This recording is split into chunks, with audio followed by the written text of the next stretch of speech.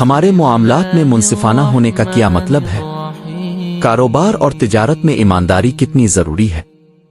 سورۃ الشعراء کی آیت نمبر 181 میں اللہ تعالی ہمیں اپنے معاملات میں عدل و انصاف کا حکم دیتا ہے۔ پیمانہ پورا کرو اور دوسروں کو نقصان نہ پہنچاؤ۔ یہ آیت ہمیں یاد دلاتی ہے کہ تجارت میں دیانت صرف ایک اخلاقی فرض نہیں ہے بلکہ ایک حکم الہی ہے۔ پورا ناپ دو اور دوسروں کو نقصان نہ پہنچاؤ۔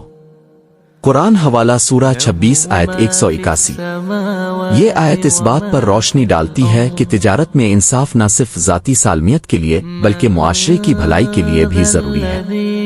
پورا پیمانہ دے کر اور دوسروں کو نقصان نہ پہنچا کر ہم اعتماد پیدا کرتے ہیں، انصاف کو یقینی بناتے ہیں اور اللہ کے لیے اپنا فرض پورا کرتے ہیں۔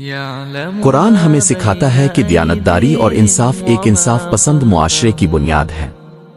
ان اصولوں پر عمل پیرا ہو کر ہم نہ صرف دوسروں کے لیے اپنی ذمہ داریاں پوری کرتے ہیں بلکہ اللہ سے اپنا تعلق بھی مضبوط کرتے ہیں۔ منصف رہو، ایماندار بنو، اللہ اور دوسروں کے لیے اپنا فرض پورا کرو۔